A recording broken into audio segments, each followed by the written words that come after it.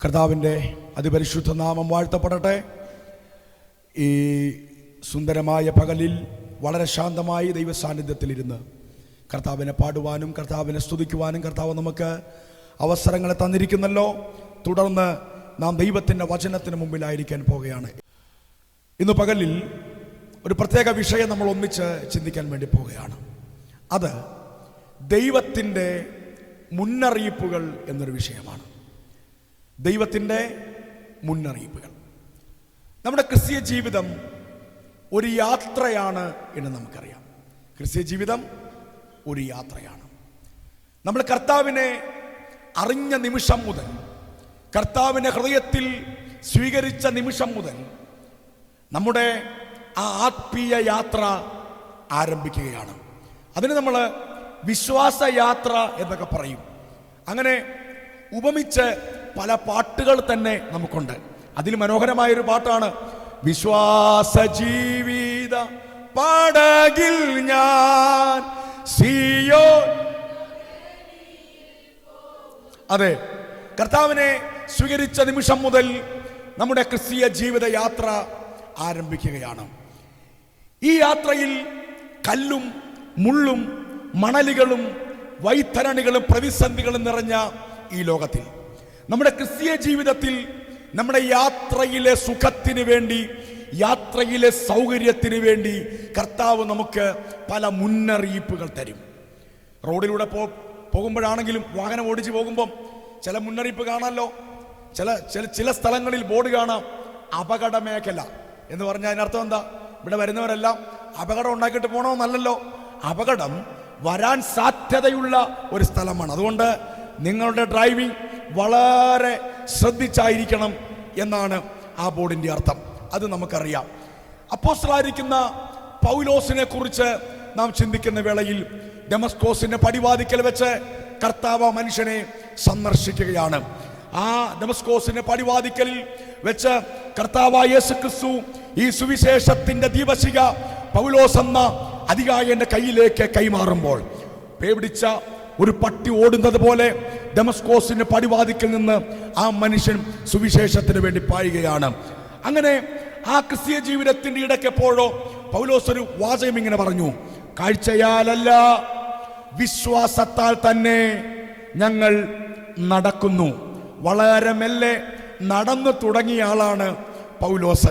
ഒരിക്കൽ കൂടെ പറയാം, ആ ക്രിസ്തീയ ജീവിതത്തിന്റെ വഴിത്താരകളിൽ മെല്ലെ മെല്ലെ നടന്നു തുടങ്ങിയ ആളാണ് പൗലോസ്. എന്നാൽ നടന്നു തുടങ്ങിയെങ്കിലും ആ മനുഷ്യൻ അവസാനിപ്പിച്ചത് ഓടിയാണ്. നടന്നു തുടങ്ങിയ പൗലോസ് ഓടി അവസാനിപ്പിച്ചു. ഏറ്റവും ഒടുവിൽ റോമൻ കാരാഗൃഹത്തിൽ കിടന്ന് ആ ഇരുട്ടെത്തി നോക്കുന്ന ഇരുട്ടുമുറിയുടെ ആ പരിതസ്ഥിതിയിൽ വലിയ ബുദ്ധിമുട്ടിൽ കിടന്ന് തന്റെ നിജപുത്രനായിരിക്കുന്ന തിമത്തിയോസിന് പൗലോസ് ലേഖനം എഴുതുമ്പോൾ അദ്ദേഹം ഇങ്ങനെ ആത്മാവിൽ കുറിച്ചു: തിമത്തിയോസ്, ഞാനിപ്പോൾ ഒരു പാനീയയാഗമായി ഒഴിക്കപ്പെടാൻ പോകുന്നു. എന്നിട്ട് താഴെ പൗലോസ് പറഞ്ഞത് ഇങ്ങനെയാണ്: ഞാൻ നല്ല പോർ പൊരുതു, ഓട്ടം തികച്ചു, വിശ്വാസം കാത്തു. മെല്ലെ നടന്നു തുടങ്ങിയെങ്കിലും ആ വലിയ മനുഷ്യൻ ഓടി അവസാനിപ്പിച്ചു. ഇതുപോലെ നാം ഒരു ഓട്ടക്കളത്തിലാണ്. 1-ാം സങ്കീർത്തനം 1-2 വാക്യങ്ങൾ എങ്ങനെ വായിക്കുന്നത്? ദുഷ്ടന്റെ ആലോചന പ്രകാരം നടക്കരുത്, പരിഹാസികളുടെ ഇരിപ്പിടത്തിൽ ഇരിക്കരുത്, പാപികളുടെ വഴിയിൽ നിൽക്കരുത്, ഇരിക്കരുത്. പിന്നെ എന്ത് ചെയ്യണം? നാം ഒരു ഓട്ടക്കളത്തിലാണ്. നമ്മുടെ ക്രിസ്തീയ ജീവിതം ഒരോട്ടക്കളമാണ്. ഈ ഓട്ടത്തിൽ നമ്മുടെ യാത്രയുടെ സൗകര്യത്തിന് വേണ്ടി കർത്താവ് നമുക്ക് പലപ്പോഴും മുന്നറിയിപ്പുകൾ തരും. നമുക്കറിയാം, യേശുവിൻ്റെ ശിഷ്യന്മാരായ 12 പേരെ ദീർഘമായ 3.5 വർഷങ്ങൾ യേശു ട്രെയിൻ ചെയ്യുന്ന യേശുവിൻ്റെ ട്രെയിനിങ്ങിനെ കുറിച്ച് നമുക്കറിയാം. അങ്ങനെ യേശു ചെയ്തത് എന്താണെന്ന് ശിഷ്യന്മാർ മനസ്സിലാക്കി, ശുശ്രൂഷ എന്താണെന്ന് മനസ്സിലാക്കി, അത്ഭുതങ്ങൾ എങ്ങനെ സംഭവിക്കുന്നു എന്ന് മനസ്സിലായി. അത്ഭുതങ്ങളുടെയും അടയാളങ്ങളുടെയും താക്കോൽ വിശ്വാസമാണ് എന്ന് ശിഷ്യന്മാർക്ക് ബോധ്യമായി. ആ വേളയിലാണ് ശിഷ്യന്മാർ ഒരിക്കൽ യേശുവിൻ്റെ അടുത്ത് വന്നിട്ട് പറഞ്ഞു: യേശുവേ, ഞങ്ങൾക്ക് വിശ്വാസം വർദ്ധിപ്പിച്ചു തരണമേ. ഇന്ന് പകലിൽ എന്നെ കേൾക്കുന്ന എൻ്റെ വാത്സല്യ ദൈവമക്കളോട് ഞാൻ പറയാം, പലപ്പോഴും നമ്മൾ പ്രാർത്ഥനയിൽ ശക്തന്മാരായിരിക്കും, പലപ്പോഴും ദൈവസന്നിധിയിൽ കരയുന്നതിൽ നാം ശക്തന്മാരായിരിക്കും, ചിലപ്പോഴൊക്കെ വചനം ധ്യാനിക്കുന്നതിൽ നാം ശക്തന്മാരായിരിക്കും. പക്ഷേ സാത്താൻ എപ്പോഴും നമ്മോട് പോരാടുന്നത് ക്രിസ്തുവിലുള്ള നമ്മുടെ വിശ്വാസത്തോടാണ്. കാരണം കർത്താവായ യേശു ക്രിസ്തുവിൽ എന്നെ ഉടക്കി നിർത്തിയിരിക്കുന്നത്, പറ്റിച്ചു നിർത്തിയിരിക്കുന്നത് കർത്താവിൽ എനിക്കുള്ള വിശ്വാസമാണ്. ഒരു പ്രധാനപ്പെട്ട ചിന്ത ഞാൻ പറയാം. എല്ലാവിധ ഭൗതിക അനുഗ്രഹങ്ങൾ നിറഞ്ഞതും മനുഷ്യനിലേക്ക് നീട്ടപ്പെട്ടതുമായ ദൈവത്തിന്റെ കരമാണ് കൃപ. ഒരിക്കൽ കൂടെ പറയാം, എല്ലാവിധ ഭൗതിക അനുഗ്രഹങ്ങൾ, ആത്മീയ അനുഗ്രഹങ്ങൾ നിറഞ്ഞതും മനുഷ്യനിലേക്ക് നീട്ടപ്പെട്ടതുമായ ദൈവത്തിന്റെ കരമാണ് കൃപ. സ്തോത്രം. എന്നാൽ ആ ദൈവത്തിന്റെ കൃപയുടെ കരത്തിൽ പിടിക്കാൻ എൻ്റെ ഭാഗത്ത് നിന്ന് ഞാൻ ദൈവത്തിങ്കിലേക്ക് ഉയർത്തിയ എൻ്റെ കരത്തിന്റെ പേരാണ് വിശ്വാസം. അതുകൊണ്ടാണ് പറയുന്നത്, കൃപയാലല്ലോ നിങ്ങൾ വിശ്വാസം മൂലം രക്ഷിക്കപ്പെട്ടിരിക്കുന്നത്. ദൈവത്തിന്റെ കൃപ ഒരു വ്യക്തിക്ക് വേണ്ടിയുള്ളതല്ല, ദൈവത്തിന്റെ കൃപ ഒരു കുടുംബത്തിന് വേണ്ടിയുള്ളതല്ല, ദൈവത്തിന്റെ കൃപ ഒരു ദേശത്തിന് വേണ്ടിയുള്ളതല്ല, ദൈവത്തിന്റെ കൃപ സകല മനുഷ്യർക്കും വേണ്ടിയുള്ളതാണ്. അതുമായി ബന്ധപ്പെട്ട വിശുദ്ധ വേദപുസ്തകത്തിന്റെ ഒരു ലളിത വിശദീകരണമുണ്ട്. എല്ലാവർക്കും രക്ഷാകാരണമായ ദൈവകൃപ ഉദിച്ചുവല്ലോ. ഇന്ന് പകൽക്കാലം ഇവിടെ നിൽക്കുന്ന എനിക്കും ഇരിക്കുന്ന നിങ്ങൾക്കും പുകഴുവാനില്ല, പ്രശംസിക്കുവാനില്ല. പൗലോസ് പറഞ്ഞതുപോലെ നമുക്കും പറയാൻ പറ്റണം, ഞാനാകുന്നത് ദൈവത്തിന്റെ കൃപയാലാകുന്നു. ദൈവമക്കളെ, പലപ്പോഴും നമ്മുടെ വിശ്വാസത്തോട് പിശാച് ചലഞ്ച് ചെയ്യും. ഒരിക്കൽ പത്രോസിനെ നോക്കി യേശു പറഞ്ഞ ഒരു വലിയ പ്രസ്താവനയുണ്ട്. ശിമോനെ, ശിമോനെ, സാത്താൻ നിന്നെ കോതമ്പ് പോലെ പാറ്റേണ്ടതിന് എന്നോട് അനുവാദം ചോദിച്ചു, നീ പിന്മാറ്റത്തിൽ പോകാതിരിക്കാൻ എന്നല്ല യേശു പറഞ്ഞത്. പിന്മാറ്റത്തിൽ പോയാൽ ഒരു മനുഷ്യനും അറിയത്തില്ല. സ്തോത്രം. പിന്മാറ്റത്തിൽ പോയ സഭക്കാരെല്ലാം അറിയും. ഞാൻ നിന്റെ ആരാധന പോകാതിരിക്കാൻ എന്നല്ല, ആരാധന ഇല്ലെങ്കിൽ നാട്ടുകാരറിയും. ഞാൻ നിന്റെ പ്രാർത്ഥന പോകാതിരിക്കാൻ കുടുംബക്കാരെങ്കിലും ഏറ്റവും ചുരുങ്ങിയതറിയും. എന്നാൽ ആരും അറിയാതെ, ഒരു മനുഷ്യനും അറിയാതെ സാത്താൻ നമ്മളെ കർത്താവിൽ നിന്ന് അകറ്റിക്കളയുന്നത് ക്രിസ്തുവിലുള്ള നമ്മുടെ വിശ്വാസത്തെ ഉടച്ചുകൊണ്ടാണ്. യേശു പറയുന്ന പ്രസ്താവന എത്ര ചിന്തനീയമാണ്.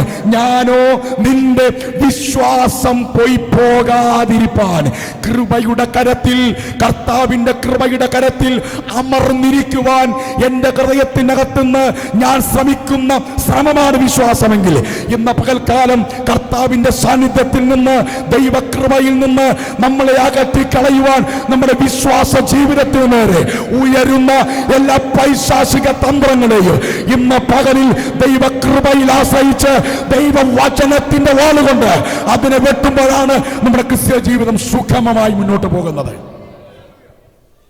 അങ്ങനെ യേശുവിന്റെ ശിഷ്യന്മാർ കാര്യങ്ങളൊക്കെ മനസ്സിലാക്കി ഈ ക്രിസ്തീയ ജീവിതത്തിന്റെ ഓട്ടക്കളത്തിൽ ഓടുവാൻ സുവിശേഷത്തിന്റെ ബൂട്ട് മുറുക്കുന്ന തന്റെ ശിഷ്യന്മാരോട് യേശു ഒരിക്കൽ ഇങ്ങനെ പറഞ്ഞു, നല്ലതാണ് ഈ ഓട്ടക്കളത്തിൽ ഓടുന്നത് നല്ലതാണ്, പക്ഷെ ഓടുന്നതിന് മുമ്പ് ഞാൻ നിങ്ങൾക്കൊരു മുന്നറിയിപ്പ് തരാം. ലോത്തിന്റെ ഭാര്യയെ ഓർത്തുകൊള്ളുവിൻ. ദൈവമക്കളെ, സത്യം സത്യമായി പറയണമല്ലോ, ഉള്ളതുപോലെ പറയണമല്ലോ. നേരെയാണെങ്കിൽ, നല്ലതാണെങ്കിൽ ഇതുപോലെ സുന്ദരമായ ഒരു ജീവിതം വേറെയില്ല, ഇതുപോലെ ഭാസുരമായ, ഇതുപോലെ അനുഗ്രഹിക്കപ്പെട്ട ഒരു ജീവിതം വേറെയില്ല. പക്ഷേ ഈ വഴിത്താരകളിൽ എവിടെയെങ്കിലും നമ്മുടെ കാലുകൾ ഉടക്കിപ്പോയാൽ, നമ്മുടെ കാലുകൾ പതിഞ്ഞു പോയാൽ ഇതുപോലെ അപകടം പിടിച്ച ഒരു ജീവിതവും വേറെയില്ല. കർത്താവിനെ സേവിച്ചിട്ട് ഉയർച്ച പ്രാപിച്ചവരുണ്ട്, അനുഗ്രഹം പ്രാപിച്ചവരുണ്ട്, നിത്യതയിൽ വിശ്രമിക്കുന്നവരുണ്ട്. എന്നാൽ ഇതേ ബൈബിൾ എടുത്തിട്ട് കുടുംബം സഹിതം മുടിഞ്ഞുപോയ, അല്ലെങ്കിൽ തകർന്നു പോയ ഒരുപാട് പേരെ എനിക്കും അറിയാം, നിങ്ങൾക്കും അറിയാം. ഒരിക്കൽ കൂടെ പറയാം, ഈ വിശുദ്ധ വേദപുസ്തകം നേരാമണ്ണമാണ് എടുക്കുന്നതെങ്കിൽ, വിശുദ്ധ വേദപുസ്തകത്തിന്റെ അന്തസത്ത മനസ്സിലാക്കിയാണ് നാം വേദപുസ്തകത്തെ ചുമക്കുന്നതെങ്കിൽ ഇതുപോലെ മനോഹരമായിരിക്കുന്ന ഒരു ജീവിതം വേറെയില്ല. എന്നാൽ ഈ വഴിത്താരകളിൽ എവിടെയെങ്കിലും നമ്മുടെ കാലുകൾ ഉടക്കിപ്പോയാൽ ഇതുപോലെ അപകടം പിടിച്ച ഒരു ജീവിതവും വേറെയില്ല. ഇന്ന് പകൽക്കാലം നടന്നു വന്ന വഴികളിലേക്ക് ഒന്ന് തിരിഞ്ഞു നോക്കിയിട്ട് നമുക്ക് പറയാൻ കഴിയുമോ, ക്രിസ്തീയ ജീവിതം സൗഭാഗ്യ ജീവിതം? നമ്മുടെ അപ്പച്ചന്മാർ അങ്ങനെയാ പാടിയത്, ക്രിസ്തീയ ജീവിതം പ്രശ്നം വരാത്തത് കൊണ്ടല്ല, രോഗം വരാത്തത് കൊണ്ടല്ല, പ്രതികൂലങ്ങൾ ഇല്ലാത്തത് കൊണ്ടല്ല. ആ പ്രതികൂലത്തിന്റെ നടുവിലും വേദനയുടെ നടുവിലും രോഗത്തിന്റെ നടുവിലും പൗലോസ് പറഞ്ഞതുപോലെ ക്രിസ്തുവിൽ ഞങ്ങളെ എല്ലായ്പ്പോഴും ജയോത്സവമായി നടത്തുന്ന എന്റെ ദൈവത്തിന് സ്തോത്രം. ഞാൻ പറഞ്ഞു വന്നത് ദൈവത്തിൻ്റെ മുന്നറിയിപ്പുകളെ കുറിച്ചാണ്. അതിൽ കിട്ടിയ മുന്നറിയിപ്പ് അവഗണിച്ച് തകർന്നു പോയതിൻ്റെ വലിയൊരു ചരിത്രമാണ് RMS ടൈറ്റാനിക് എന്ന് പറയുന്ന വളരെ മനോഹരമായിരിക്കുന്ന ഒരു കപ്പലിന് പറയാനുള്ളത്. 1912 ഇംഗ്ലണ്ടിലെ സതാപ്ടണിൽ നിന്ന് അമേരിക്കയിലെ ന്യൂയോർക്കിലേക്ക് 1912 ഏപ്രിൽ മാസം 10-ാം തീയതി രാത്രി ഒരു കപ്പൽ യാത്ര തിരിക്കുന്നു. ആർഭാടത്തിൻ്റെയും ആഡംബരത്തിൻ്റെയും അവസാന വാക്ക്. ധനാഢ്യന്മാർ മാത്രമാണ് ആ കപ്പലിൽ ടിക്കറ്റ് എടുത്തത്. 6 മാസങ്ങൾക്ക് മുമ്പേ അനൗൺസ് ചെയ്തു. ഈ കപ്പലിന് അവർ കൊടുത്ത വിശേഷണം എന്താണെന്നറിയാമോ? RMS ടൈറ്റാനിക്കിന് ഇതിന്റെ കമ്പനി കൊടുത്ത വിശേഷണം ഇതായിരുന്നു: ദൈവം വിചാരിച്ചാൽ പോലും ഈ കപ്പലിന് മുക്കാൻ പറ്റത്തില്ല. ദൈവമക്കളെ ഞാൻ പറയാം, ദൈവത്തെ വെല്ലുവിളിച്ച് ഭൂമിയിൽ വാഴാം എന്നാരും വിചാരിക്കണ്ട. ദൈവത്തെ ആരൊക്കെ വെല്ലുവിളിച്ചിട്ടുണ്ടോ അവരൊക്കെ തകർന്നു പോയിട്ടുണ്ട്, അവരൊക്കെ ഉടഞ്ഞു പോയിട്ടുണ്ട്. RMS ടൈറ്റാനിക്കിന് കമ്പനി കൊടുത്ത വിശേഷണം: ദൈവം വിചാരിച്ചാൽ പോലും ഈ കപ്പലിന് മുക്കാൻ കഴിയത്തില്ല. ധനാഢ്യന്മാർ മാത്രം. ആർഭാടത്തിന്റെയും ആഘോഷത്തിന്റെയും ഒരു വലിയ വിരുന്ന് തന്നെയാണ് അതിനകത്ത് നടക്കുന്നത്. അങ്ങനെ 1912 ഏപ്രിൽ മാസം 10-ാം തീയതി രാത്രി സതാപ്ടണിൽ നിന്ന് അമേരിക്കൻ ന്യൂയോർക്ക് പോർട്ടിലേക്ക് ആ കപ്പൽ പ്രയാണം ആരംഭിച്ചു. അങ്ങനെ ഏതാണ്ട് 4 ദിവസത്തെ യാത്ര കഴിയുമ്പോൾ 1912 ഏപ്രിൽ മാസം 14-ാം തീയതി രാത്രി 11:40 RMS ടൈറ്റാനിക്കിന്റെ ക്യാപ്റ്റന് ഒരു മെസ്സേജ് കിട്ടി. ആ മെസ്സേജ് തൊട്ടടുത്തുകൂടെ പാസ് ചെയ്യുന്ന ഒരു കപ്പലിൽ നിന്നായിരുന്നു. അതിന്റെ ക്യാപ്റ്റൻ RMS ടൈറ്റാനിക്കിന്റെ ക്യാപ്റ്റനായിട്ട് മെസ്സേജ് ഇതായിരുന്നു: നിങ്ങൾ പോകുന്ന വഴിയിൽ വലിയ ഐസ്ബർഗുകളുണ്ട്, വലിയ മഞ്ഞുമലകളുണ്ട്. അതുകൊണ്ട് ദയവായി നിങ്ങൾ ഇടത്തേക്ക് ഒന്ന് ടേൺ ചെയ്ത് യാത്ര തുടരുക. ഇതുപോലെ 5 മെസ്സേജുകൾ ഒന്നിച്ച് കിട്ടി. ഒന്നിന് പുറകെ ഒന്നായി 5 മെസ്സേജ്. ക്യാപ്റ്റൻ അത് മൈൻഡ് ചെയ്തില്ല. എന്താണെന്നറിയാമോ? ഈ ക്യാപ്റ്റന്റെ വിചാരം, ദൈവം വിചാരിച്ചാൽ പോലും ഈ കപ്പലിനെ തൊടാൻ കഴിയില്ല. ഏത് മഞ്ഞും മലയെയും ഇടിച്ച് തകർക്കാൻ ഈ കപ്പലിന് കഴിയും. ദൈവമക്കളെ, നമുക്കും ചിലപ്പോൾ അങ്ങനെയൊക്കെ ചില തോന്നലുകൾ ഉണ്ടാകും. ഇതിനെ ജയിക്കാൻ എനിക്ക് പറ്റും, ഏത് പ്രതിസന്ധിയെ ജയിക്കാൻ എനിക്ക് പറ്റും. പക്ഷേ ചില സമയത്ത് നമ്മൾ ആട്ടിമുടി ഉറച്ചു പോകും. ചില പ്രതിസന്ധി വന്നാലേ, ചില വിഷയങ്ങൾ വന്നാലേ നമ്മുടെ ജീവിതം ആട്ടിമുടി ഇല്ലാതായി പോകും. ഇതുപോലെ ആ മനുഷ്യൻ 5 മെസ്സേജുകളെയും ഗൗനിച്ചില്ല. എന്ത് പറ്റിയെന്നറിയാമോ? ആ വലിയ ഐസ്ബർഗിൽ, വലിയ മഞ്ഞുമലയിൽ ആ കപ്പൽ ചെന്ന് കയറി. ആ കപ്പലിൽ ഉണ്ടായിരുന്നത് 2200 പേരാണ്. 2200 പേരിൽ 1500-ലധികം പേരെ ബലിഷ്ഠമായ കരുത്തുറ്റ തന്റെ കരത്തിൽ ആവാഹിച്ചുകൊണ്ട് 3800 മീറ്റർ അടിത്താഴ്ചയിലേക്ക് ടൈറ്റാനിക് കൂപ്പുകുത്തി. 2200 പേരിൽ 1500-ലധികം പേര് ആ കപ്പലിന്റെ ആ സമുദ്രത്തിന്റെ തണുത്തുറഞ്ഞ വെള്ളത്തിൽ തണുത്തു വിറച്ചു മരിച്ചുപോയി. ഏതാണ്ട് 700 പേര് മാത്രമാണ് രക്ഷപ്പെട്ടത്. ഞാൻ ചോദിക്കട്ടെ, ഇത്രയും വലിയ ഒരാഡംബര നൗക, ആഘോഷത്തിന്റെയും ആർഭാടത്തിന്റെയും ഒരു പര്യായമായ ഈ കാരണം എന്താണ്? തകരാൻ കാര്യം മറ്റൊന്നുമല്ല, മുന്നറിയിപ്പിനെ അവഗണിച്ചു എന്നുള്ളതാണ്. ഇന്നേരം പകൽക്കാലം എന്നെ കേൾക്കുന്ന വാത്സല്യ ദൈവമക്കളെ, ഒരു പക്ഷേ ദൈവം നമുക്ക് ചില മുന്നറിയിപ്പുകൾ തരും. അത് ദൈവദാസന്മാരിലൂടെയോ അല്ലെങ്കിൽ സ്വയമേ ബൈബിൾ വായിക്കുമ്പോഴോ അല്ലെങ്കിൽ പ്രാർത്ഥിക്കുമ്പോഴോ ഒക്കെ ദൈവാത്മാവ് മുന്നറിയിപ്പുകൾ തരും. ആ മുന്നറിയിപ്പുകളെ ഗൗരവത്തിലെടുക്കുമ്പോഴാണ് നമുക്കെതിരെ വരുന്ന ഏതു മഞ്ഞുമലകളെയും ഏത് പ്രതിസന്ധിയുടെ കൂടാരത്തെയും ഇടിച്ച് തകർത്ത് മുന്നോട്ട് പോകാൻ നമുക്ക് ആത്മാവിൽ കരുത്തുണ്ടാകുന്നത്. അത് വിശ്വസിക്കുന്ന ദൈവമക്കൾ ആ കരങ്ങളെ ഉയർത്തി ഒന്ന് കർത്താവിന് സ്തോത്രം ചെയ്താട്ടെ. എൻ്റെ ഒരു സ്നേഹിതൻ ഏതാണ്ട് 4 വർഷം മുമ്പ് 5 വർഷം പഴക്കമുള്ള ഒരു വാഹനം മേടിച്ചു. അത്യാവശ്യം വിലയുള്ള ഒരു വാഹനമാണ്. എന്നാൽ ഏതാണ്ട് 1000 കിലോമീറ്റർ ഓടുന്നതിന് മുമ്പ് അത് നടു റൂട്ടിൽ ആ വാഹനം നിന്നുപോയി. വാണിംഗ് ലൈറ്റ് ഒന്നും കാണിക്കുന്നില്ല, യാതൊരു പ്രശ്നവുമില്ല. അവസാനം ഇത് പോക്കിയെടുത്ത് മിടുക്കനായ ഒരു ടെക്നീഷ്യൻ്റെ അടുത്ത് കൊണ്ടുപോയി, വർക്ക്ഷോപ്പിൽ കൊണ്ടുപോയി. കാര്യങ്ങളെല്ലാം പരിശോധിച്ചപ്പോൾ പുള്ളി പറഞ്ഞു, ഇത് എഞ്ചിൻ തകരാറാണ്. പക്ഷേ ഇവരെ ആകെ കുഴപ്പിച്ചത്, എഞ്ചിൻ തകരാറാണെങ്കിൽ അതിൻ്റെ ഒരു വാർണിംഗ് ലൈറ്റ് ഉണ്ട്, ഇല്ലേ? വാർണിംഗ് ലൈറ്റ് ഇങ്ങനെ തെളിയും. പക്ഷെ ഈ മനുഷ്യന് വളരെ ആഴത്തിൽ ഇത് സ്റ്റഡി ചെയ്ത് കഴിഞ്ഞപ്പം എന്താ മനസ്സിലായെന്നറിയാമോ?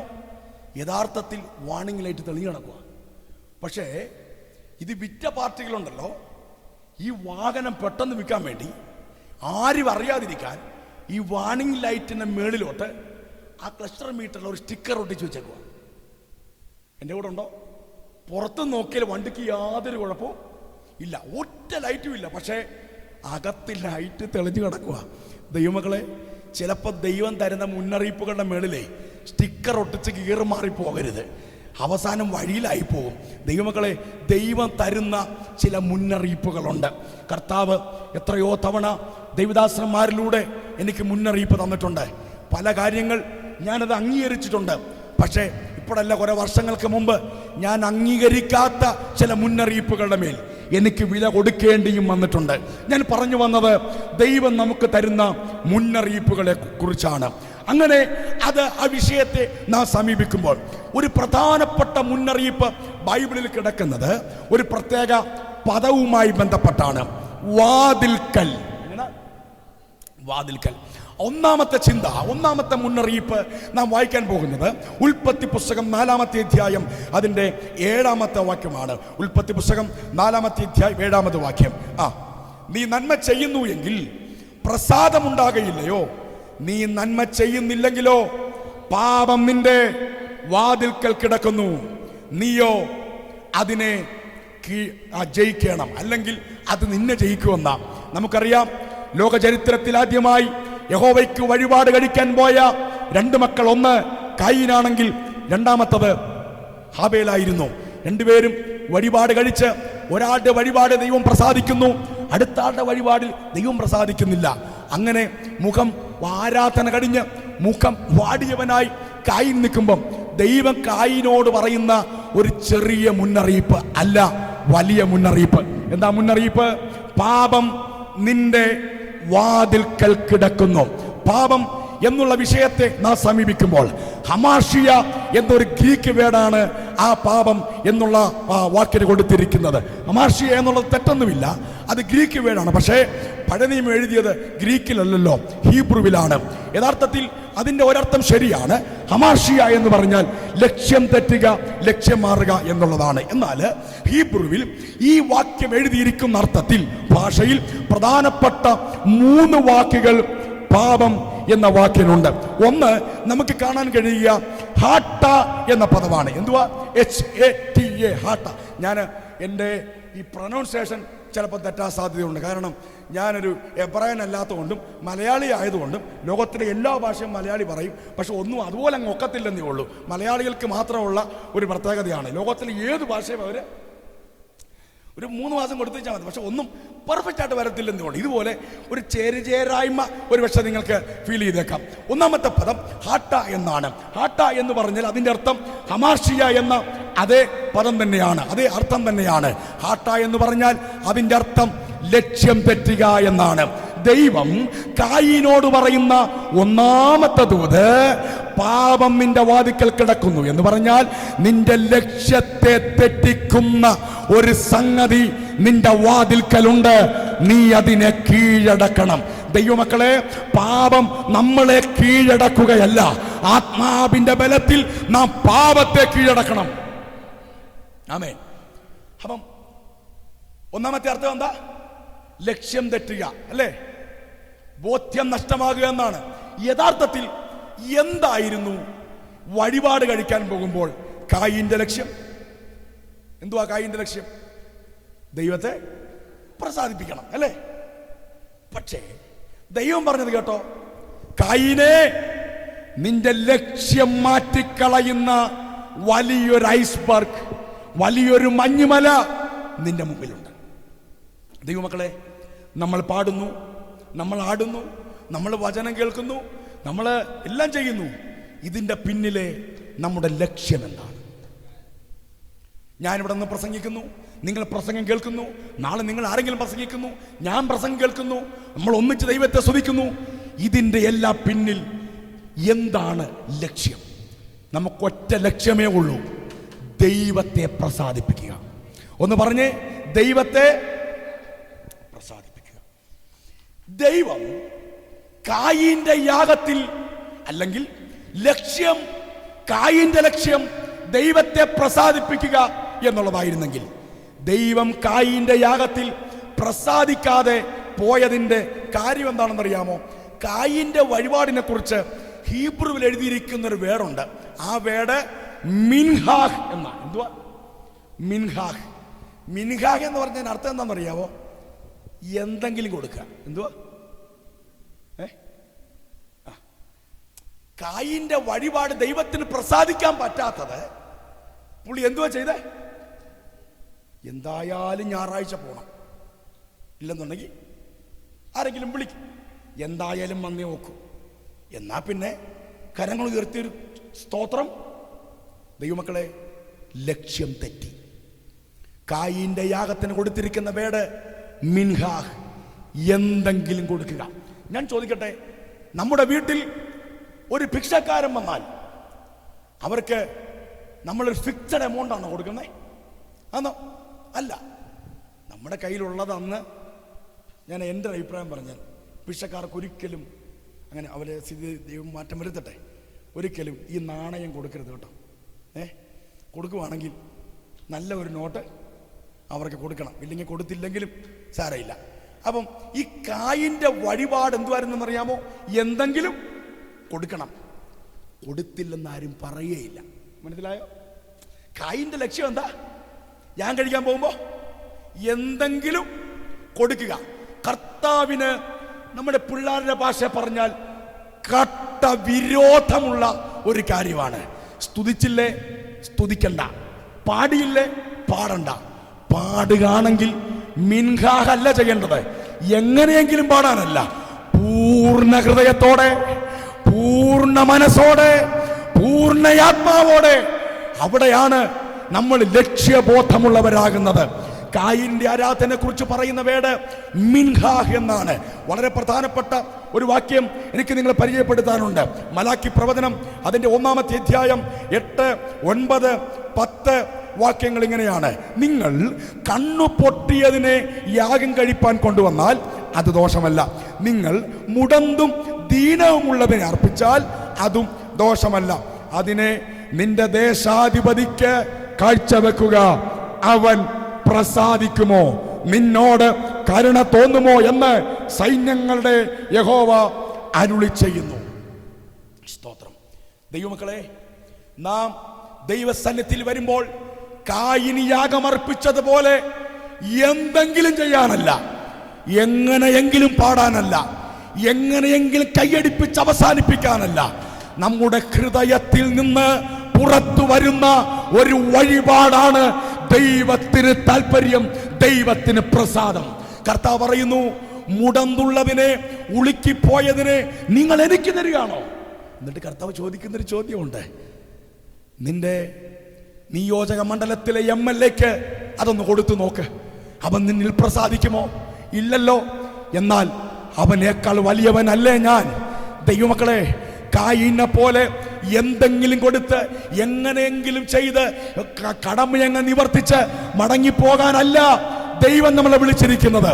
നമ്മൾ വിചാരിക്കും കായിൻ വെജിറ്റബിൾസ് കൊടുത്തത് കൊണ്ടാണ് ദൈവത്തിന് ഇഷ്ടപ്പെടാത്തത്. അല്ല അല്ല അല്ല അല്ല കൊടുക്കുന്നതിന്റെ മികവോ കൊടുക്കുന്നതിന്റെ തികവോ അല്ല. ഇടുന്നത് ഒരു വെള്ളിക്കാശാണെങ്കിലും അത് ഹൃദയത്തിൽ നിന്നാണെങ്കിൽ യേശു ഇങ്ങനെ പറയും, ഇവളുടെ ഈ നല്ല പ്രവൃത്തി വചനം പ്രസംഗിക്കുന്ന എല്ലായിടത്തും ലോകത്തിന്റെ അവസാനം വരെ ഉണ്ടാകും. ദൈവമക്കളെ, നാം കൊടുക്കുന്നതിന്റെ വലിപ്പമല്ല, കൊടുക്കുന്നത് എങ്ങനെയാണ് എന്നുള്ളതാണ് നാം പരിശോധിക്കേണ്ടത്. കായിന്റെ യാഗത്തെ കുറിച്ച് എഴുതിയിരിക്കുന്നത് മിൻഹാഹ് എന്നാണെങ്കിൽ എന്തെങ്കിലും കൊടുക്കുക. ഹാബേലിന്റെ യാഗത്തെ കുറിച്ച് എഴുതിയിരിക്കുന്ന ഹീബ്രു വേർഡ് ബെക്കരാഹ് എന്നാണ്. എന്ന് പറഞ്ഞാൽ ദ ബെസ്റ്റ്. എന്തുവാ? ബെസ്റ്റ്. സ്തോത്രം പറയുവാണോ? നല്ല ഒരു സ്തോത്രം പറയണം. ദ ബെസ്റ്റ്, അതിനപ്പുറത്തുണ്ടാകരുത്. ദൈവം കായീന്റെ യാഗത്തിൽ പ്രസാദിക്കാതിരിക്കാൻ കാരണം അവൻ എന്തെങ്കിലും അങ്ങ് ചെയ്ത് ദൈവത്തെ പ്രസാദിപ്പിക്കാം എന്ന് വിചാരിച്ചു. പക്ഷേ കർത്താവ് ആ യാഗത്തിൽ പ്രസാദിച്ചില്ല. പക്ഷേ ഹാബേലിന്റെ യാഗത്തിൽ പ്രസാദിക്കാൻ കാരണം അവൻ ഏറ്റവും ബെസ്റ്റായത് കൊടുത്തു എന്നുള്ളതാണ്. പക്ഷേ നമ്മളോട് മനസ്സിലാക്കേണ്ട ഒരു കാര്യമുണ്ട്. ബെസ്റ്റായത് കൊടുക്കുക എന്ന് പറഞ്ഞാൽ ബെസ്റ്റായിട്ട് കൊടുക്കുക എന്നാ. നല്ലത് കൊടുക്കാനല്ല, നല്ലതാണ് കൊടുക്കേണ്ടത്, പക്ഷേ നല്ലതായിട്ട് കൊടുക്കുകയും ചെയ്യണം. സ്വതന്ത്രം സ്വതന്ത്രം സ്വതന്ത്രം ദൈവത്തിന് കൊടുക്കേണ്ടത് എങ്ങനെയാണ്?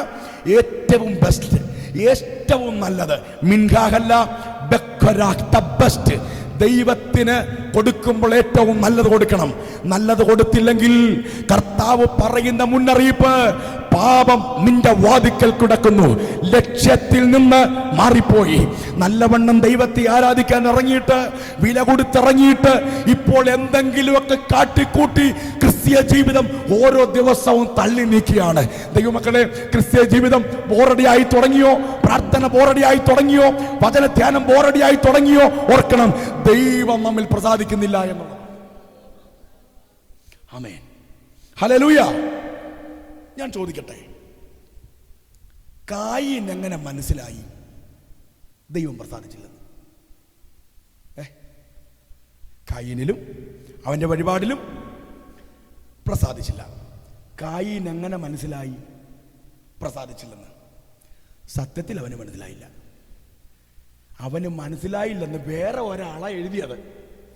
പക്ഷേ നമ്മൾ ദൈവം പ്രസാദിക്കാത്തതിന് ഒരു ലക്ഷണമുണ്ട്.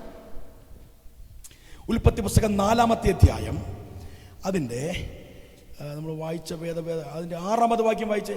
5 വായിച്ചേ. 5 കായീനിലും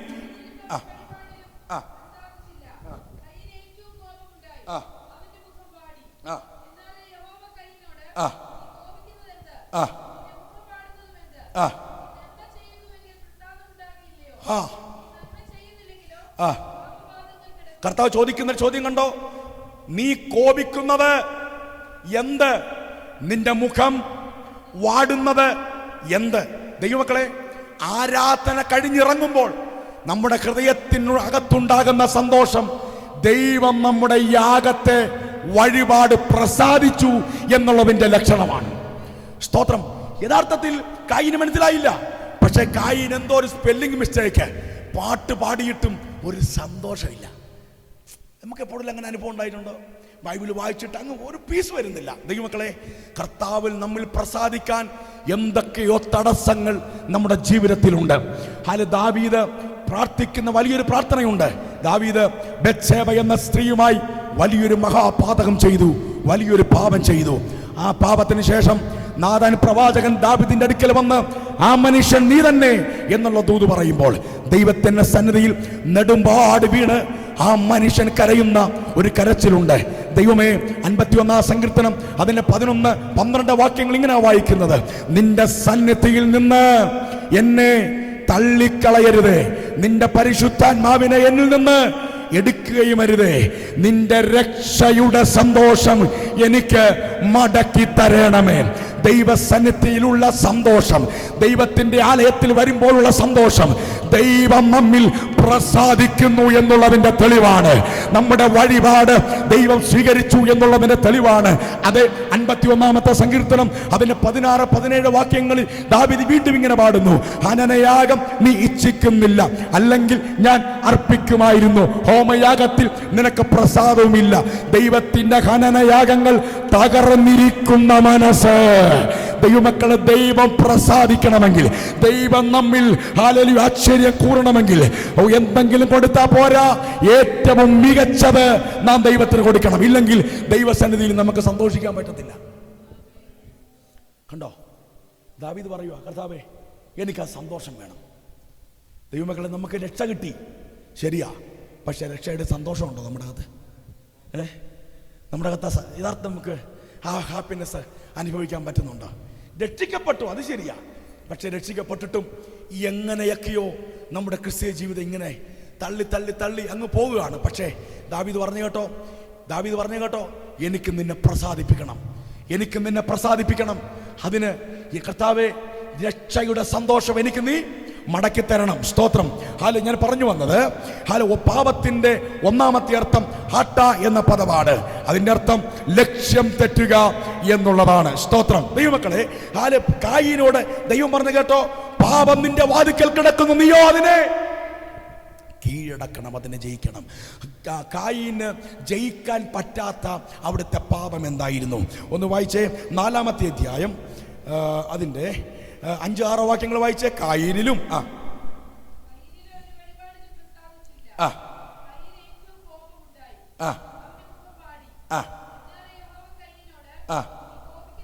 നീ കോപിക്കുന്നത് എന്തിന്?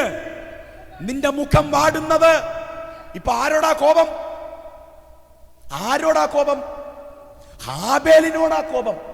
വഴിപാട് കഴിക്കാൻ പോകുന്നതിന് മുമ്പ് കായീന്റെ ഹൃദയത്തിൽ മുഴുവൻ ദൈവമായിരുന്നു. ആമേൻ. ദൈവപ്രസാദം ഹൃദയത്തിനകത്തുനിന്ന് പോയപ്പോൾ ഇപ്പോൾ ദൈവത്തിന് പകരം മനുഷ്യൻ വന്നു. അവൻ എന്നോട് അത് ചെയ്തു, അവൻ എന്നോട് ഇത് ചെയ്തു, അവൻ അങ്ങനെ ചെയ്യാൻ പാടുണ്ടോ? അവൻ ചെയ്തത് ശരിയാണോ? ഓർക്കണം, ലക്ഷ്യം തെറ്റി. നമ്മുടെ ലക്ഷ്യം മനുഷ്യനെ പ്രസാദിപ്പിക്കുക എന്നുള്ളതല്ല. ഗലാത്യ ലേഖനത്തിനകത്ത് 2-ാമത്തെ അധ്യായം ഒരൊറ്റ കൊമ്പനെ പോലെ പൗലോസ് വിളിച്ചോദിക്കുന്ന ഒരു ചോദ്യമുണ്ട്. ഞാനിപ്പോൾ ആരെ പ്രസാദിപ്പിക്കുന്നു? ഞാൻ മനുഷ്യനെ പ്രസാദിപ്പിച്ചാൽ എനിക്ക് ദൈവത്തെ പ്രസാദിപ്പിക്കാൻ കഴിയില്ല. ദൈവമക്കളെ, ദൈവം നമ്മളെ വിളിച്ചത് മനുഷ്യനെ പ്രസാദിപ്പിക്കാനല്ല. യാഗം കഴിക്കാൻ പോകുന്നതിന് മുമ്പ്, അല്ലെങ്കിൽ വഴിപാട് കഴിക്കാൻ പോകുന്നതിന് മുമ്പ് ആ പച്ചയായ മനുഷ്യന്റെ ഹൃദയത്തിനകത്ത് മുഴുവൻ ദൈവമായിരുന്നു. ദൈവത്തെ എങ്ങനെയെങ്കിലും. പക്ഷേ വഴിപാട് ദൈവ സാന്നിധ്യം പോയപ്പം ഇപ്പം മനുഷ്യന്റെ മുഖവാ കയറി വരുന്നേ. അവരെന്നോട് അത് ചെയ്തു, അവരെന്നോട് ഇത് ചെയ്തു. ദൈവമക്കളെ, ഇന്ന് പകലിൽ അങ്ങനെ ഏതെങ്കിലും ഒരു മുഖം നമ്മുടെ മനസ്സിലുണ്ടെങ്കിൽ യേശുവിൻ്റെ നാമത്തിൽ നമ്മുടെ ഹൃദയത്തിൻ്റെ അകത്തുനിന്ന് അത് എടുത്തു കളയണം. അതിൻ്റെ ഒരു നേർരേഖ ദാവീദിന്റെ പ്രാർത്ഥനയിൽ നമുക്ക് കാണാനായിട്ട് കഴിയും. ദാവീദ് 16-ാം സങ്കീർത്തനം അതിൻ്റെ 8-ാമത്തെ വാക്യത്തിൽ ഇങ്ങനെ പറഞ്ഞത്, ഞാൻ യഹോവയെ എപ്പോഴും എൻ്റെ മുമ്പിൽ. ആദ്യം ദാവീദിന്റെ മുമ്പിൽ ആരായിരുന്നു? ദാവീദിന്റെ കണ്ണുമുമ്പിൽ ആരാ? യഹോവ. എന്നാൽ പാപം ചെയ്ത് ദൈവത്തിന്റെ സന്തോഷം അകത്തുനിന്ന് പോയപ്പം അതേ 51-ാം സങ്കീർത്തനം 3-ാമത്തെ വാക്യത്തിൽ എങ്ങനെയാ പറയുന്നത്? എൻ്റെ ലംഘനങ്ങളെ ഞാൻ അറിയുന്നു, എൻ്റെ പാപം എപ്പോഴും എൻ്റെ മുമ്പിൽ ഇരിക്കുന്നു. ദൈവസാന്നിധ്യം പോകുന്നതിന് മുമ്പ് ദാവീദിന്റെ മുമ്പിൽ ആരായിരുന്നു? ദൈവം. ദൈവസാന്നിധ്യം. പ്രാർത്ഥനക്ക് പോകണം, ആരാധനക്ക് പോകണം, വചനം വായിക്കണം, പ്രാർത്ഥിക്കണം. പക്ഷെ ഇപ്പൊ അതെല്ലാം മാറി.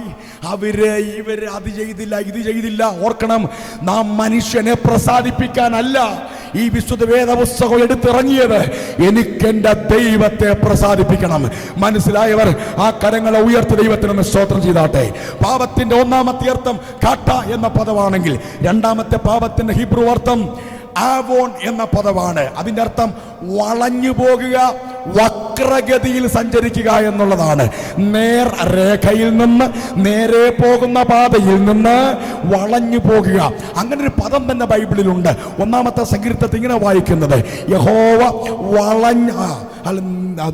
ദുഷ്ടനെ വളഞ്ഞ വഴിയിലേക്ക് തിരിയുന്നവരോടുകൂടെ ആക്കുമെന്നാണ്. വളഞ്ഞ വഴിയിൽ പോകുക, വക്രഗതിയിൽ പോകുക. സ്തോത്രം. യിരെമ്യാ പ്രവചനം ഒന്ന് എടുത്താട്ടെ. യിരെമ്യാ പ്രവചനം അതിന്റെ 3-ാമത്തെ അധ്യായം 21-22 വാക്യങ്ങൾ. യിരെമ്യാ പ്രവചനം 3-ാമത്തെ അധ്യായം 21-22 വാക്യങ്ങൾ. വളഞ്ഞ വഴികളിൽ നടന്നു.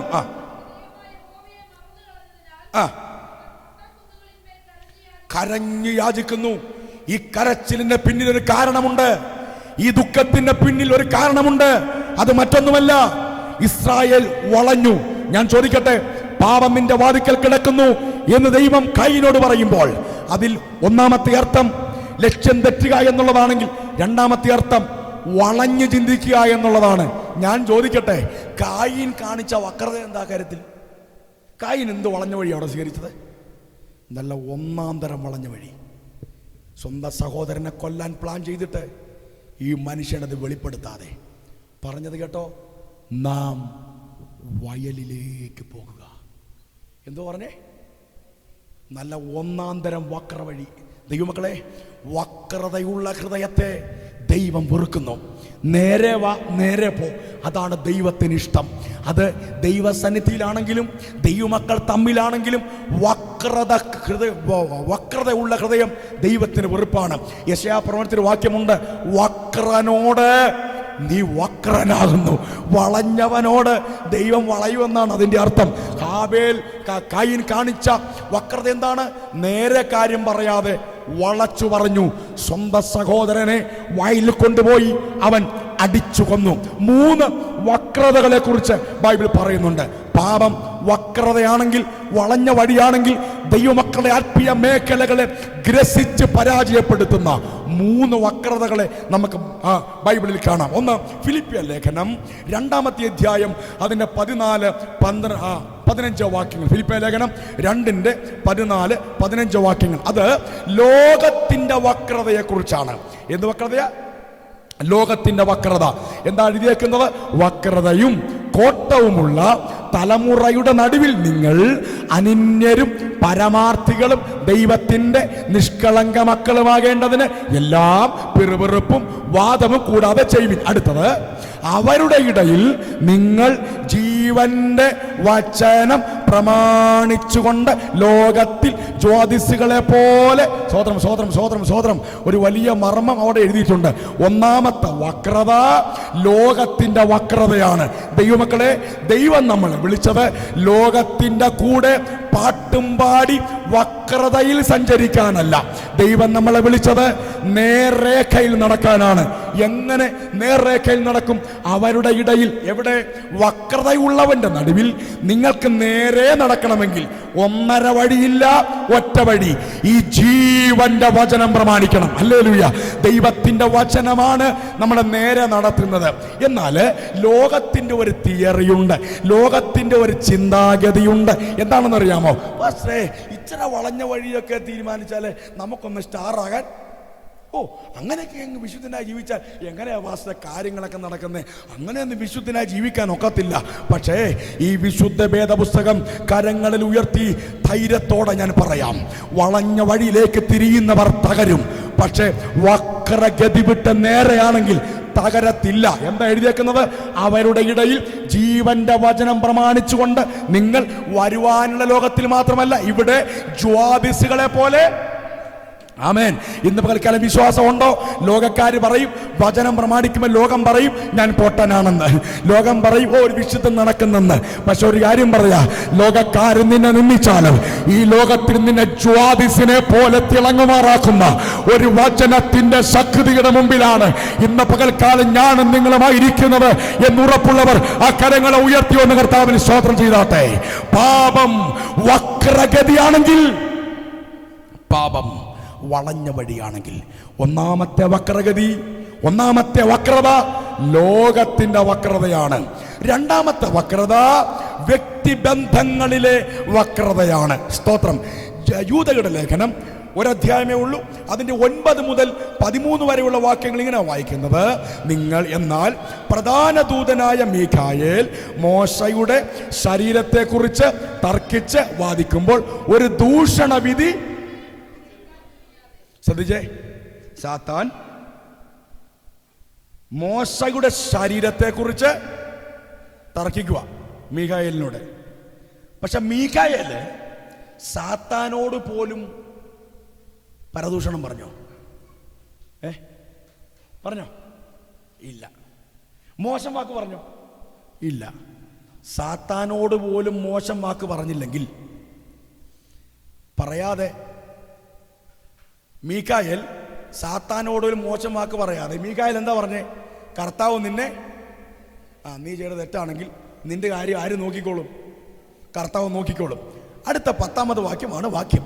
ഇവരോ തങ്ങൾ അറിയാത്തതെല്ലാം ഉള്ളതും ഇല്ലാത്തതും ഗോസിപ്പും എല്ലാം പറഞ്ഞ് പരത്തി. ഓർക്കണം, ഇതൊരു വക്രതയാണ്. എങ്ങനെ മനസ്സിലാകും? വാക്യം 13, തങ്ങളുടെ നാണക്കേട് നുരച്ചു തള്ളുന്ന കൊടിയ കടൽ തിരകൾ സദാകാലത്തേക്ക് അന്ധതമസ സൂക്ഷിച്ചു വെച്ചിരിക്കുന്ന വക്ര വക്രഗതിയുള്ള ഒന്നാമത്തെ വക്രത ലോകത്തിന്റെ വക്രത. ആ വക്രതയെ വചനത്താൽ ജയിക്കണം. രണ്ടാമത്തെ വക്രത ദൈവമക്കൾ തമ്മിൽ ഉണ്ടാകാൻ സാധ്യത ഉള്ള വക്രത. ഏതാണ് ആ വക്രത? ഗോസിപ്പ്, പരദൂഷണം. മീഖായേൽ സാത്താനോട് പോലും പരദൂഷണം പറഞ്ഞില്ലെങ്കിൽ വേറെ ചിലരെ കുറിച്ച് പറയുക, അവരുള്ളതും ഇല്ലാത്തതും അറിയാവുന്നതും അറിയാൻ മേലാത്തതും എല്ലാം പിടിപ്പിച്ച് പറയും. എന്താ കാര്യം? അവർ നേരെ സഞ്ചരിക്കാത്ത നക്ഷത്രങ്ങളാണ്. വേറെ ഒരു നക്ഷത്രത്തിന്റെ കാര്യം പറഞ്ഞില്ലേ? ജ്യോതിസ്. ജ്യോതിസ് എന്ന് പറഞ്ഞാൽ എന്തുവാ? സ്റ്റാറിന്റെ ലൈറ്റാ ജ്യോതിസ്. വളഞ്ഞ് സ്റ്റാർ ആവരുത്, പിന്നെ നേരെ സ്റ്റാർ ആവണം.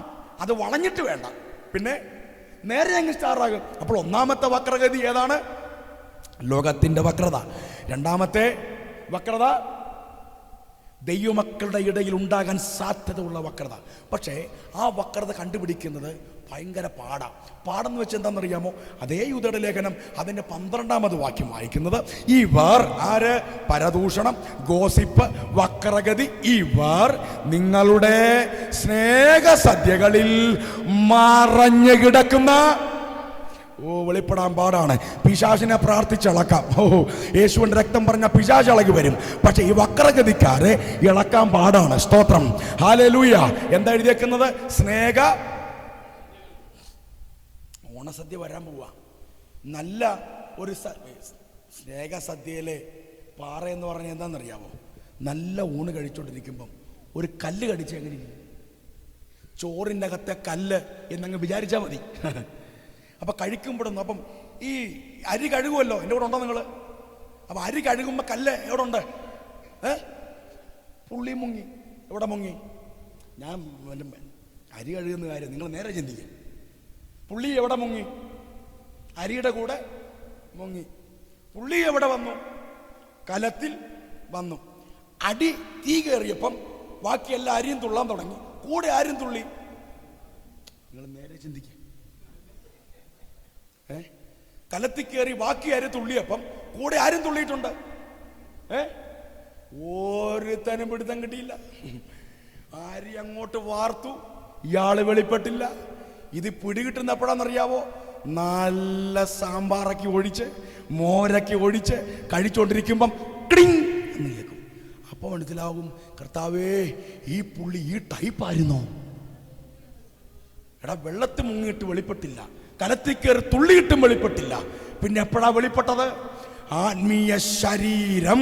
സ്വോത്രം സ്വോത്രം സ്വോത്രം സ്വോത്രം സ്വോത്രം സ്വോത്രം സ്വോത്രം. വക്രഗതി. ഒന്നാമത്തെ വക്രഗതി ലോകത്തിന്റെ വക്രത. രണ്ടാമത്തെ വക്രത ദൈവമക്കളുടെ ഇടയിൽ വരാൻ സാധ്യതയുള്ള വക്രത. മൂന്നാമത്തെ വക്രത, സ്തോത്രം, സഭയിലെ വക്രത.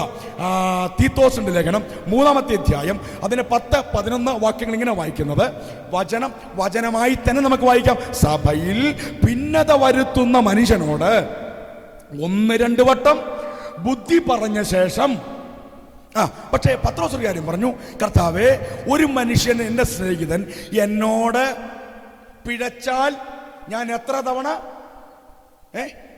കർത്താവ് എന്താ പറഞ്ഞേ?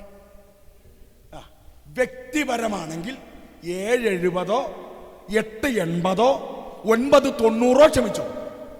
പക്ഷേ അത് സഭയുടെ പ്ലാറ്റ്ഫോമിലാണെങ്കിൽ സംഗതി വേറെയാ. വ്യക്തിപരമായിട്ടാണെങ്കിൽ ക്ഷമിച്ചോളൂ. 770, 880, 990 ക്ഷമിച്ചോളൂ.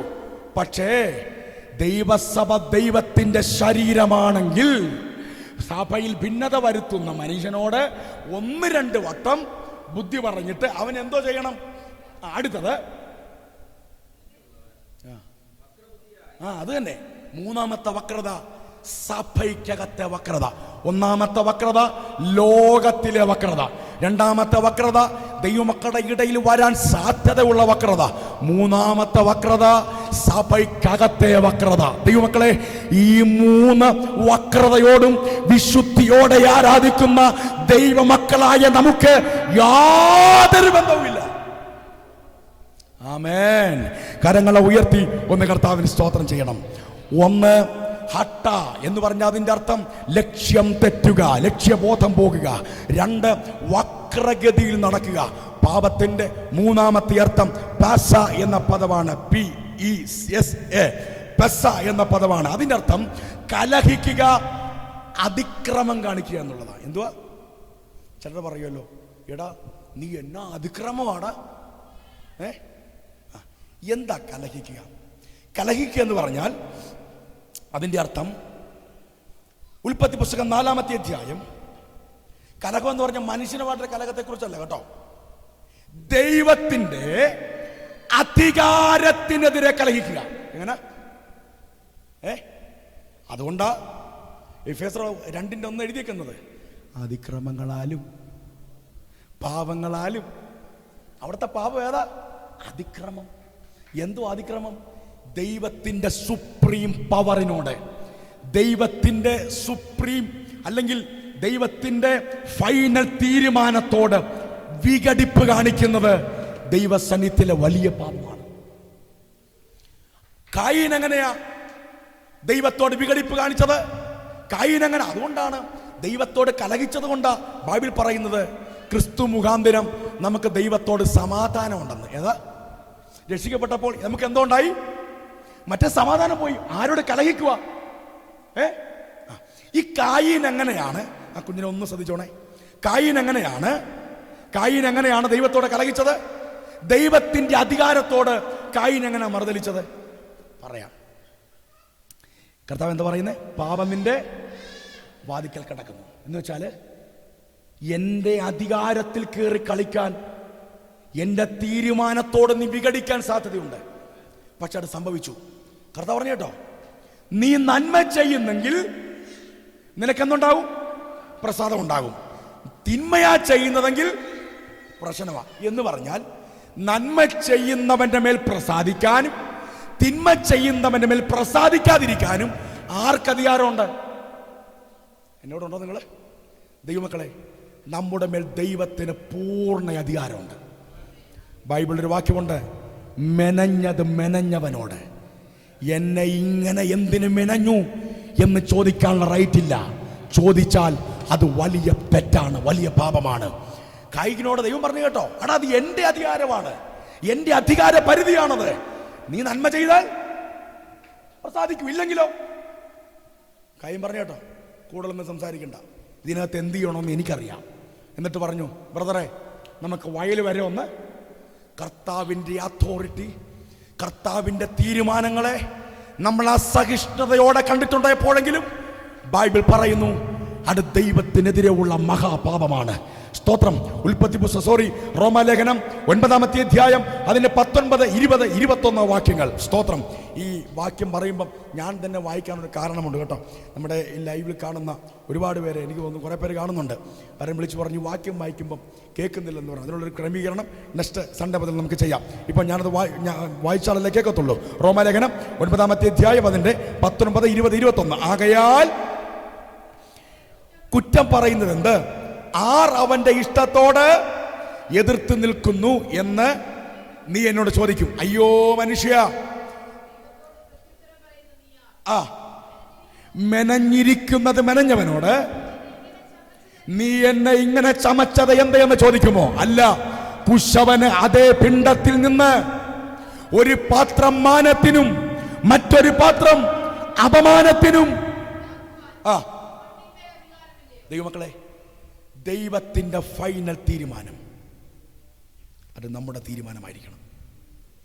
കർത്താവ് ചില സാഹചര്യങ്ങളിലൂടെ നമ്മളെ കടത്തിവിടുമ്പോൾ ബൈബിളിൽ മറ്റൊരു വാക്യമുണ്ട്, വെട്ടുന്നവനോട് കോടാലി വമ്പ് മറയുമോ? എന്താ? വെട്ടുന്നവനോട് കോടാലി വമ്പ് പറയുമോ? ദൈവത്തിന്റെ തീരുമാനങ്ങളെ എതിർക്കരുത്. കർത്താവിന് അതെന്തുമാത്രം അസഹനീയമാണെന്ന് കർത്താവ് ഒരിക്കൽ തെളിയിച്ച് സംസാരിക്കുകയുണ്ടായി. അപ്പോസ്തല പ്രവൃത്തി 1-ാമത്തെ അധ്യായത്തിൽ വായിക്കണമെന്നില്ല. യേശു സ്വർഗാരോഹണം ചെയ്യുന്നതിന് മുമ്പ് തൻ്റെ അരുമ ശിഷ്യന്മാർ യേശുവിനോട് ചോദിക്കുന്ന ഒരു ചോദ്യമുണ്ട്. ചോദ്യം ഇതാണ്, 1-ന്റെ 6 ഇങ്ങനെ വായിക്കുന്നത്, അവർ ഒരുമിച്ച് കൂടിയിരിക്കുമ്പോൾ അവർ അവനോട്, കർത്താവേ, നീ ഇസ്രായേലിന് ഈ കാലത്തിലോ രാജ്യം? കർത്താവേ ഒന്ന് പറഞ്ഞാട്ടെ, ഇത്രയും ദൂതൊക്കെ പറഞ്ഞ് ഉയർത്തെഴുന്നേറ്റ് പോവുകയാണല്ലോ. പോകുന്നതിന് മുമ്പ് ഒരു കാര്യം ഒന്ന് പറഞ്ഞ്, ഞങ്ങളുടെ രാജ്യം എപ്പോഴാണ് ഞങ്ങൾക്ക് തിരിച്ചു കിട്ടുന്നത്? പക്ഷേ കർത്താവിന് അത് ഇഷ്ടപ്പെട്ടില്ല. കർത്താവിൻ്റെ അസഹിഷ്ണുത, കർത്താവിൻ്റെ വിയോജിപ്പ് കർത്താവ് അവിടെ കാണിക്കുന്നുണ്ട്. യേശു എന്താ പറയുന്നത് അറിയാമോ? അവൻ അവരോട്, പിതാവ് തൻ്റെ സ്വന്തം അധികാരത്തിൽ വെച്ചിട്ടുള്ള കാലങ്ങളെയോ സമയങ്ങളെയോ അറിയുന്നത് നിങ്ങൾക്കുള്ളതല്ല. ഇന്ന് പകലിൽ അതിൻ്റെ മറ്റൊരു വേർഷം പറയാം. കർത്താവേ, എന്നെ എപ്പ മാനിക്കും ഒന്ന് പറഞ്ഞേ. കർത്താവേ, എന്നെ എപ്പ അനുഗ്രഹിക്കും ഒന്ന് പറഞ്ഞേ. ഇന്ന് പകൽക്കാലം പറയണം, കർത്താവേ, നീ എന്നെ എപ്പ അനുഗ്രഹിച്ചാലും, നീ എന്നെ എപ്പ മാനിച്ചാലും സന്തോഷത്തോടെ അത് സ്വീകരിക്കത്തക്ക ഒരാത്മീയ പക്വത എൻ്റെ മേൽ അയക്കണേ എന്ന് നാം ദൈവത്തോട് പ്രാർത്ഥിക്കണം. യേശുവിൻ്റെ ജീവചരിത്രം അതിന് വലിയൊരു പര്യായമായിരുന്നില്ലേ? യേശുവിന് ആഗ്രഹമുണ്ട് ഈ പാനപാത്രം ഒന്ന് ഒഴിഞ്ഞു പോകണം. യേശു എന്താക്കിയ സമന ഇരുട്ടിൽ യേശു പ്രാർത്ഥിക്കുന്ന പ്രാർത്ഥന, പിതാവേ, കഴിയുമെങ്കിൽ ഈ പാനപാത്രം ഒന്ന് നീങ്ങിപ്പോകണം. യേശുവിന് താല്പര്യമുണ്ട് ഇതിനകത്തു നിന്നൊന്ന് രക്ഷപ്പെടാൻ. യേശുവിന് താല്പര്യമുണ്ട് ഇതിനകത്തു നിന്നൊന്ന് മാറിപ്പോകാൻ. പക്ഷേ യേശു പിതാവിന്റെ അധികാര പരിധിയിൽ കൈവച്ചില്ല. യേശു പറഞ്ഞത് കേട്ടോ, അത് എന്റെ താല്പര്യമാണ്. നിന്റെ അധികാരത്തിനകത്ത് അതല്ലെങ്കിൽ ദൈവത്തിന്റെ ഹിതം മാത്രം എന്റെ മേൽ നടന്നാ മതി. ഇന്ന് പകൽക്കാലം ദൈവമക്കളെ, നമ്മൾ പലപ്പോഴും പാപം ചെയ്യുന്നത് ദൈവത്തിന്റെ അധികാര പരിധിയിൽ നാം കൈകടത്തുമ്പോഴാണ്. പ്രവചനം നല്ലതാണ്, പക്ഷെ അതിനകത്തൊരു അപകടമുണ്ട്. നമ്മളെ പലപ്പോഴും നമ്മളെന്ന് പറയുമ്പം ഇവിടെ അധികം ഇല്ല, എന്നാൽ പൊതുവെ ഇതിന് പുറകെ ഓടാൻ കാരണം നമുക്കറിയണം നമ്മുടെ സ്ഥിതി. അപ്പം എല്ലാ പ്രവചനങ്ങളുടെയും ഏതാണ്ട് ആകത്തുക അത് തന്നെയാണ്. എപ്പം മാറും? പാശ ഒന്ന് പ്രാർത്ഥിച്ചിട്ട് വേണ്ട. കർത്താവിന് സമയമുള്ളിടത്തോളം കാലം ദൈവമക്കളെ, പണ്ട് ഒരപ്പച്ചൻ പറഞ്ഞു, ഉടഞ്ഞാലും ഉടഞ്ഞില്ലെങ്കിലും ഉടയവൻ്റെ കയ്യിൽ. ഇന്ന് പകൽക്കാലം പറയാം, നീ ഏത് പ്രതിസന്ധിയിലൂടെ കടന്നു പോയാലും സർവശക്തനായ കർത്താവിൻ്റെ കരത്തിലാണ് ഞാനെന്നുള്ള ബോധ്യം നമുക്കുണ്ടോ? ദൈവത്തിൻ്റെ അധികാര പരിധിയിൽ കൈവെക്കരുത്. പക്ഷേ യേശു പ്രാർത്ഥിച്ച കേട്ടോ, കർത്താവേ, എനിക്ക് ആഗ്രഹമുണ്ടൊന്ന് മാറിപ്പോണമെന്ന്, എൻ്റെ ഈ സ്ഥിതി ഒന്ന് മാറണമെന്ന് എനിക്ക് താല്പര്യമുണ്ട്. പക്ഷേ നിന്റെ അധികാരത്തിനകത്ത് ഞാൻ കൈകടത്തുന്നില്ല. അതിൻ്റെ റിസൾട്ട് എന്തായിരുന്നു? എല്ലാവരും അവനെ അപമാനിച്ചു കളഞ്ഞു, എല്ലാവരും യേശുവിനെ നിന്ദിച്ചു. നടന്നു പോകുന്നവർ തല കുലുക്കി നിന്ദിച്ചു. പക്ഷേ ഭരിച്ചും കല്ലറയിലടക്കപ്പെട്ട മൂന്നാമത്തെ പ്രഭാതത്തിൽ യേശുവിൻ്റെ അധികാരത്തിനകത്ത് നിന്ന് അടുത്ത പ്രോജക്റ്റ് വെളിപ്പെട്ടു വന്നു. ഇന്ന് പകൽക്കാലം വിശ്വസിക്കുന്നവർ ആ ബൈബിളുകളെ അടച്ച്, കണ്ണുകളെ അടച്ച് ഒന്ന്